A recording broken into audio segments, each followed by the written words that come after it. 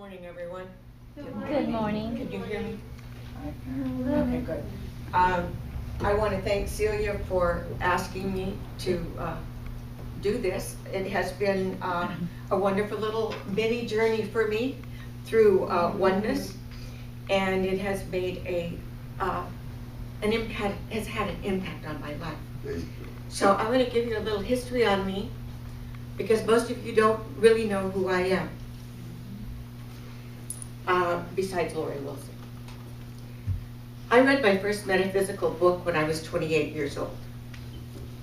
And I read a few more between the time I was 28 until I was 35, but I didn't do a whole lot of studying. I dabbled here and there. And the reason I didn't do a whole lot of studying was because I was in the throes of alcohol and drug addiction. And that's not really conducive to a spiritual life. They're kind of anathema to each other. And so I had to let go of one, and I wasn't willing to let go of alcohol and drugs, so I let go of God. And I lived without God from the time I was 21 years old until I reached 35, when I checked myself into the care unit in Orange, California, and proceeded to curl up into a ball, not to talk to anybody, not to eat anything, and to cry for 3 straight days. And on the 3rd day, they came in and they told me that if I didn't start to eat, they were going to put an IV in my arm and feed me. And I still didn't talk to them, and I still didn't eat. It was my silent cry for someone to help me. And later on in the day, a young gentleman came into my room, and he had a tape deck in one hand and a cassette tape in the other. So you know it was a while ago when I was 35. As a matter of fact, I have 10,500 days of sobriety behind me.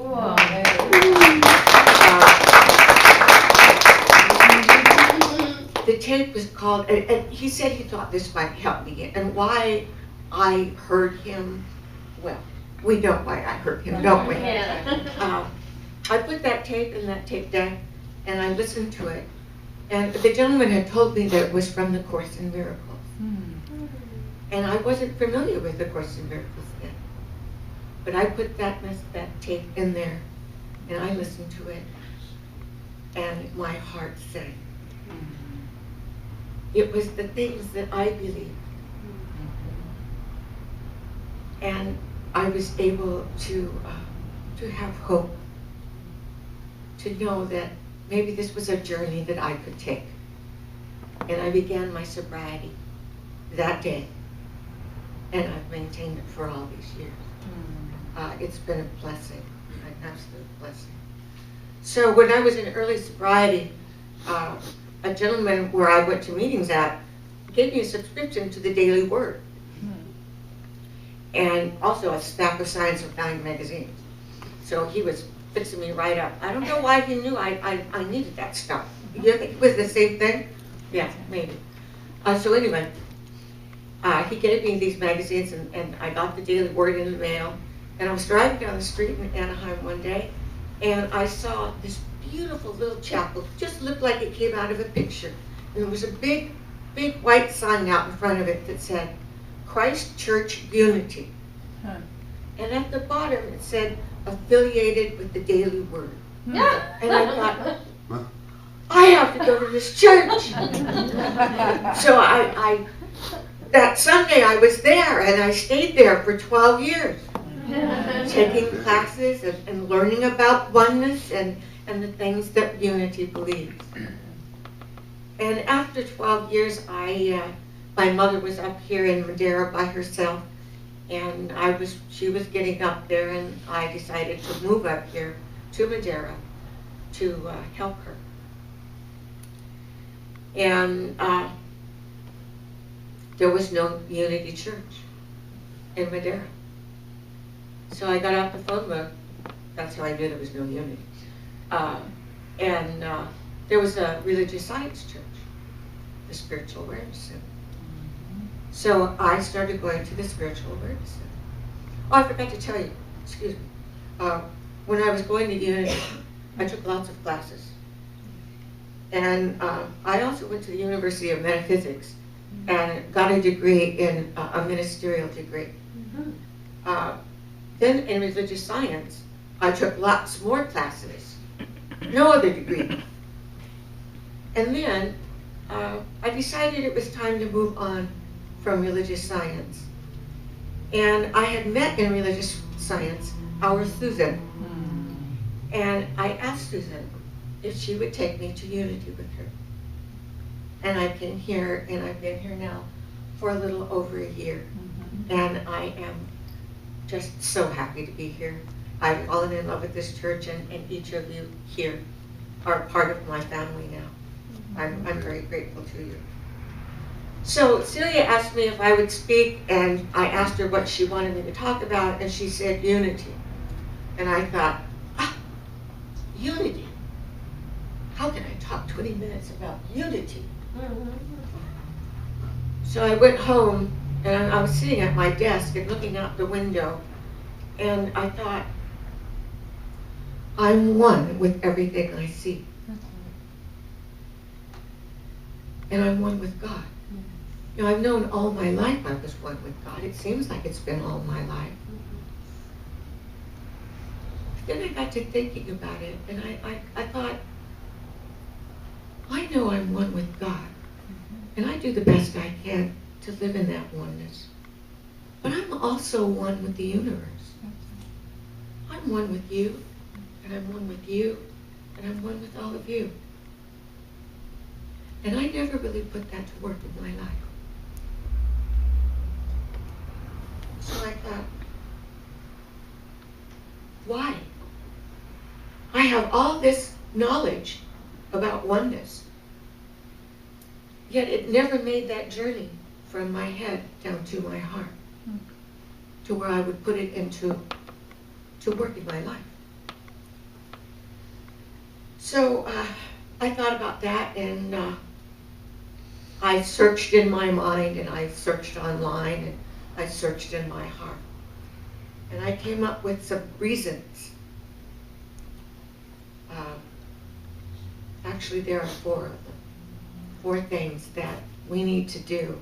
In case some of you, I know you all live in unity all the time, but just in case, sometimes something gets in the way, I want to share with you what those things are so you can be on the lookout for them. So, if you want to live in conscious unity, if you want to be aware of what's going on in your life, you have to make a decision. You have to make a conscious decision to say, I am one with God, and I choose to live each moment of my life in one with God and with all that is. So once you make that decision, then you have to put it to work in your life. And I discovered that there are things that come, lots of things that get in the way between us and our conscious unity. The first thing, I don't even know about this. I think I'll hold it. There you go. Is that better? Yeah. Oh, yeah, I sure sound loud. You sure that's okay? Yeah, you sound like you. Is that better? Oh, you saying I'm loud? No, you sound like you. Okay, all You right. sound like you now. All right, good. All right. So you have to make that conscious decision. Then the second thing you need to do is to take a look at your belief system. This is a class that I took in Unity, and it was a huge eye-opener to me. What they wanted me to do was to sit down and take a look at my belief system, where I got the belief from, if it functioned in my life anymore, and if it didn't, get rid of it. And I found many things in that class that came in between me and my oneness.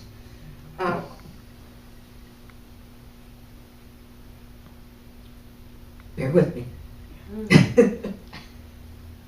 So we have to find out the beliefs that don't longer work for us. And they're things like, well, one of the main places we get our beliefs from these days is the societal mores, television, advertising.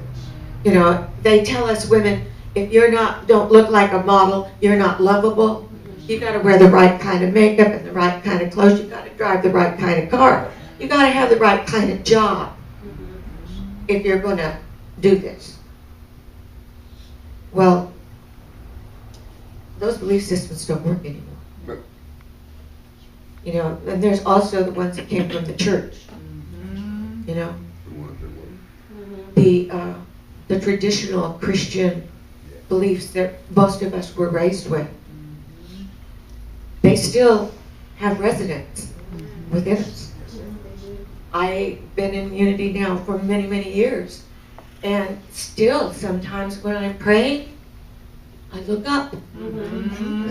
I look up. Like God is still up in the sky, in the heaven. And I need to get rid of that. That's a belief that doesn't work anymore. It's got to go by the wayside. So sit down with a pencil and a piece of paper and do this exercise. I guarantee you it will make a huge difference in your life and in your ability to live conscious oneness. Okay, let's see. The second thing that gets in between us and our conscious unity is our negative emotions, worry, anxiety, anger, fear. All these things get in the way. And it's more negative emotions because they tend to get so huge. I mean, do you ever get just a little bit angry?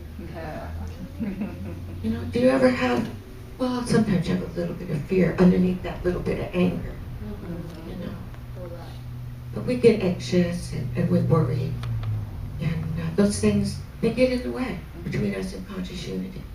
So what are we going to do about it? Well, you've heard it said in here. I know you have, because I have. You need to pay attention to your self-talk. If you don't pay attention to your self-talk, you will never be able to change those beliefs. You guys, I need a drink of water. Somebody get me a drink of water. I took a lozenge because my mouth gets dry all the time and it didn't work. It was supposed to. That's what it was for. But it didn't work. Anyway. So, negative emotions, self-talk. When you watch what you're doing, you can change what you do. And we know that what we think about, we do. Yes, we do. So think about what we think about. So that's a good way. Another way, maybe the number one way, prayer.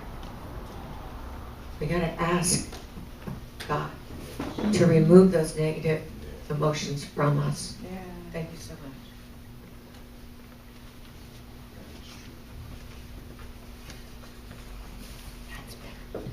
Okay, so we're going to pray. Well, you know, the Bible says, pray without ceasing. Well, can you tell me how to pray without ceasing? Have you all figured it out? I hadn't figured it out. Still working on it. I got the answer. What is it? It is, there is no ritual. That's right. There are no words. To pray without ceasing is to recognize your oneness with God. That's what praying without ceasing is about. And what a joy it was to come upon that little nugget of knowledge. Yes, it made a big difference.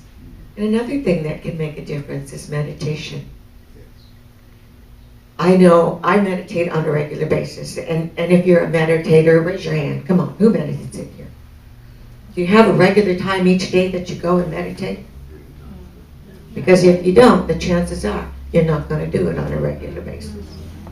You need to have a routine. I meditate for 5 minutes or 30 minutes or whatever it is at this time each day. And it will make a big difference. Okay, so we've gone through negative emotions. We've gone through the belief system, made a conscious decision Now we've got the really big guy. This is the one that does us in. This is the one that's responsible for probably all those other things that I mentioned. And that's the ego. Ego finds its identity in things. Ego wants and wants and wants. Ego loves to want. It wants more and more. It never gets enough. Ego finds its identity in things. And we have that bombardment constantly from the television. I don't, because I don't watch it. But most people do. And all those commercials that we see are teaching us. They're talking to our egos. TV shows. We're learning belief systems from TV shows. Negative emotions. You see them in TV shows. So we find our identity in things. That's what the world tells us. I am these things here. I am that job that I talked about earlier. I am my hair. I am my eye color. I am all these things. And if I'm not, then I can't be one with God. All those things get in between us and who we really are. They don't tell us that we're children of God. So, if you want to quit, if you're a shopaholic like I am, and you want to stop it, you got to quit. I'm telling you, this has been quite a journey for me. You got to quit finding your identity in things. That's right. And as soon as you do, all that want will go. So, the ego is the one that tells us that we are separate from God. As long as we allow that ego, I like to say I've got a little angel right here, and I got a little devil over here. Oh, his name is not devil. His name is ego, and he's out to get me. She's trying to save my fanny, and he's trying to bury me. So I try to listen to her most of the time. And she's trying to help me to get rid of this ego. So I listen to the positive things that go on in my life. And I try to put them into practice. No, I don't try, I put them into practice. I don't like the word try. I like the word do. No, can't, won't. No, try, do. Okay. So, the world tells us we're separate from God. Ego tells us we're separate from God. Ego is all important. Well, that separateness causes suffering. All the suffering, not all the suffering, but most of the suffering that we feel during the course of our lifetime comes from our belief in our separateness, not just to God, but our separateness to each other. So, and it's not just that. That's not the only thing that causes us suffering. The other thing that causes us suffering, and the ego does this also, the ego tells us that we can change things that we can't change. And I tell you what, I'm sure you've all done it. When you try to change something that you can't change, it's like banging your head against a brick wall. You end up getting hurt, and you suffer. There's a prayer, it's called the Serenity Prayer. It says, God, grant me the serenity to accept the things I cannot change, the courage to change the things I can, and the wisdom to know the difference. I pray that prayer on a daily basis. And when things are pretty bad, and sometimes they don't get that way very often, but once in a while I have a problem, I say that prayer to remind myself, if there's something going on, if I'm experiencing some suffering, some emotional pain, I have to look at my spiritual condition. Because there's always something wrong with my spiritual condition if I'm suffering. So we're right back to ego and that separateness. I have once more moved away from God. And we need to stop doing that so we can stop suffering. The ego lives by comparison. It tells me that I'm cuter than you are. It tells me I'm smarter than you are. I know more than you do. I drive a better car. I'd say I got a better job, but I don't work, so when I had a better job, it was a better job. And that's where my self-worth came from ego. And ego is not where we get self-worth from. We get self-worth from God and from walking with God 24 hours a day, 7 days a week. We need to walk with God. That's where the happy emotions come from. That's where joy comes from. Joy, love, they come from oneness. When I experience joy in my life, I know I'm experiencing oneness. There was a time in my life, in early sobriety, I had a bumper sticker on my car, and it said, happy, joyous, and free. And I thought, I don't have any joy and I'm not free. But I put it on my car anyway, because it was an AA bumper sticker, and I was a cheerleader for AA. So I come to find out, as I went along my journey through sobriety, that joy, absolute joy, comes from absolute oneness with God. Yes, yes, yes. Love, Yes. love comes from oneness with God. When I walk with God, I walk in love. When I walk in God, I care about you. I don't want to take things from you. I don't want to cause you suffering. I want to care about you. I want to love you. I want to share God with you. I want to reach inside my heart and share the love I have for God with those who don't have it. Because I know beyond a shadow of a doubt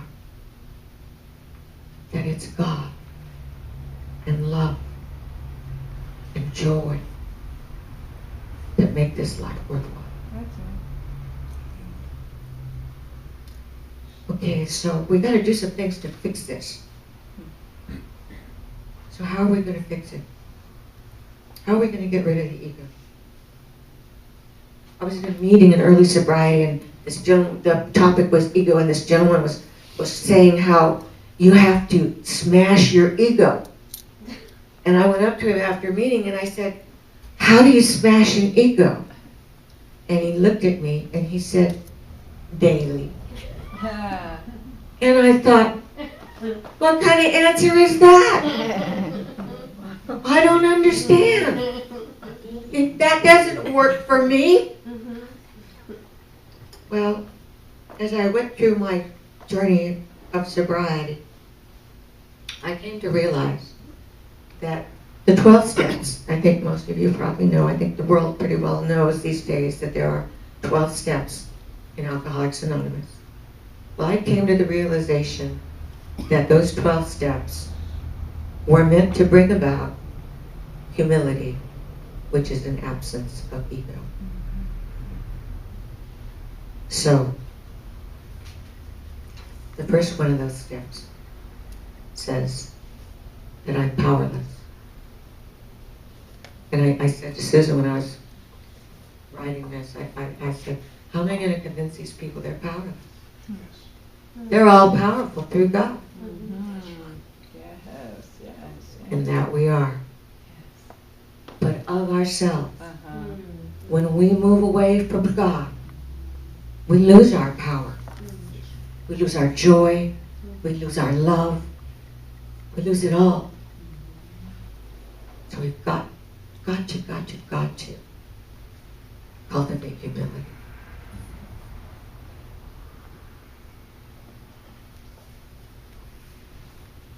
You also need to turn your will over to God. Definitely. Whenever I try to run the show, when I try to tell God what I think He ought to do, I'll fall on my face every time. It doesn't work. But that ego will come at me and tell me that I need to do it again. It works, it's telling me it works, but it doesn't. It doesn't work. No. We have to turn our will over to God. And we have to admit that personal powerlessness. We need to cultivate humility. Humidity. Did you hear that? Humidity.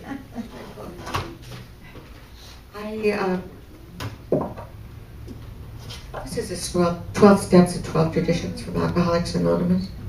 I'm going to read you the 12 steps. I couldn't put all 12 steps in my talk. You're probably tired of listening to me already. So I'm going to read them to you.